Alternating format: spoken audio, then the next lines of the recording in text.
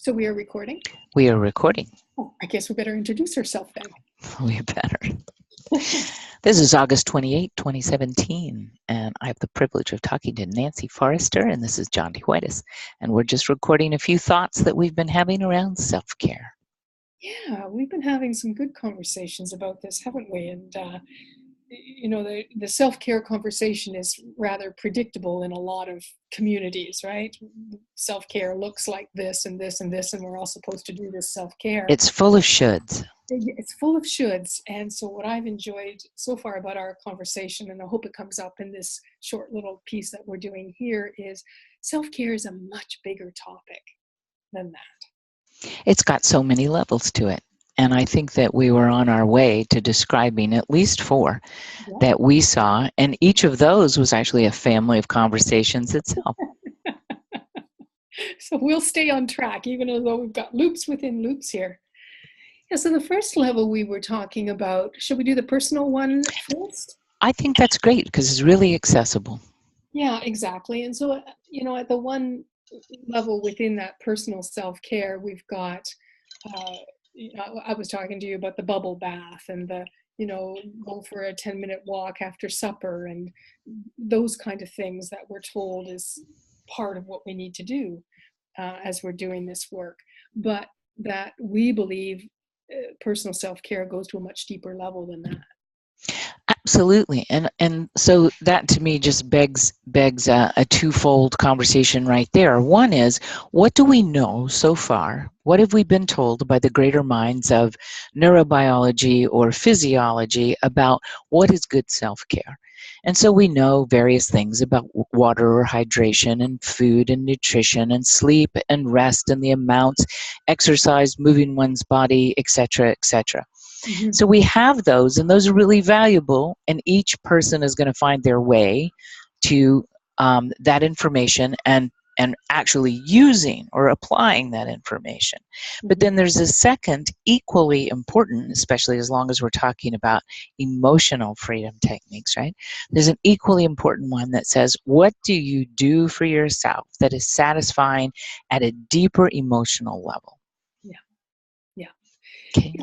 And that takes more of a commitment to an ongoing, reflective kind of relationship with yourself.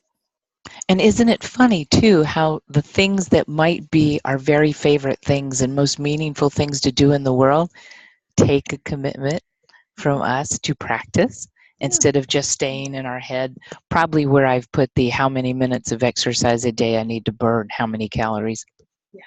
It's one of the things that ideas that I've been playing with is this truth that we don't know the level of self-care we require or whether we're actually getting that level of self-care through our thinking brain only. Yes. Right? Yes. It's Yes. just not possible. This is a full body emotional experience. And that because it's predictable that we are going to be stressed, physiologically stressed. My take on self-care is that there's a need, whether we realize it or not, right? There's a need for an ongoing maintenance program around Absolutely. reflective piece, especially deeper than the bubble bath. Yes. I absolutely agree. I think it is somehow part of our bargain of being alive that we discover what it is that is of importance to us and what it is to inhabit this body and this life here. Right? So I see it on deeper and deeper levels of not just what makes me happy, even though I think that's entirely important. Absolutely. I love my bubble bath. And I love, walking down the street greeting puppy dogs. I mean, this, that makes me happy. But we know from all this other information, we also know what happiness does in the physiological body, to the neurological body. We know that it has far-reaching implications. Exactly. So we've got information and we've got a deeper level of personal information. And we know that physiologically, when we are under stress, even though our thinking brain doesn't know it, right? Right. That our system has literally collapsed, has Yes. literally folded in on itself, and we become less able to even see what's going on outside of ourselves. We're so busy focusing on the interior, the 60. Absolutely. But again, all going on underneath the level of consciousness.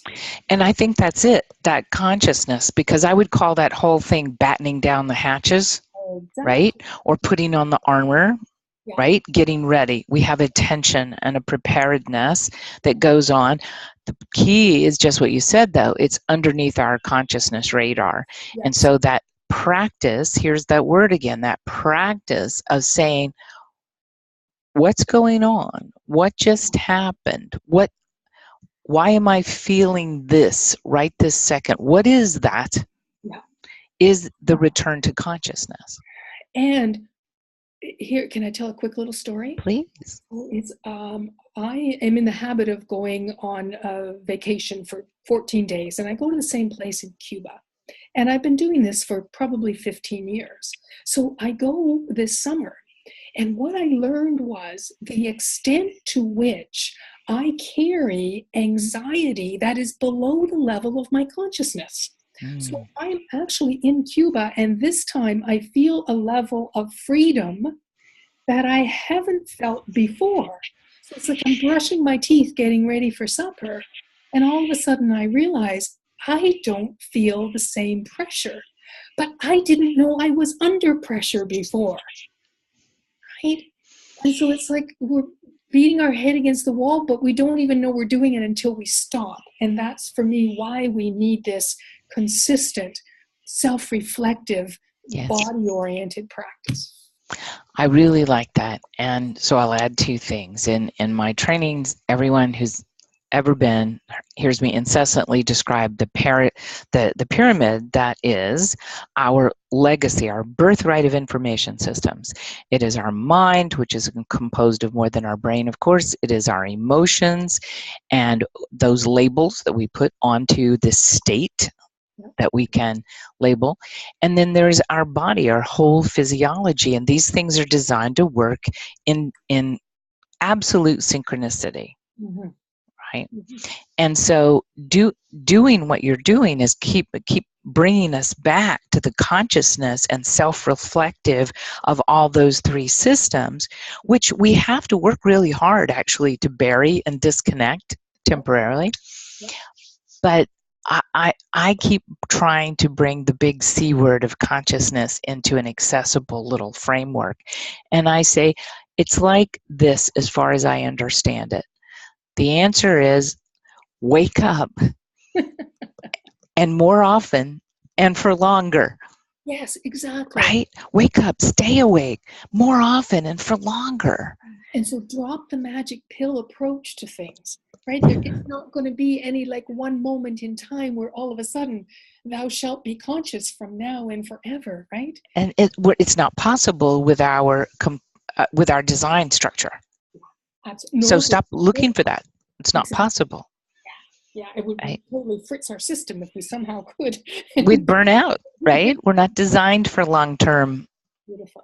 Okay, we better leave this short video, right? We just a little bit here. So we also talked about professional self-care. Yeah. How important what we're talking about is in terms of being the professional doing this work, and what happens to us and to our clients in relationship if we don't. Right. Yeah, that we literally become the rate determining step for the growth of our clients. Absolutely. And if you consider that one of the most important things, if not the most important thing about that practitioner client relationship is the word relationship. And the only way to have that relationship and safety and trust and rapport and all those things that we know are important is that we keep up our side of the relationship. Absolutely. And again, we don't even know when we're having a relationship issue, right? Because our clients aren't trained to tell us. No. Right? And we are not the best judge. That is absolutely true. And again, the only thing we have to counter that is becoming more conscious, right? More awake. And also actually invoking procedures we know are there to help us explicitly, directly notice what we're doing, because we can't possibly notice that all the time.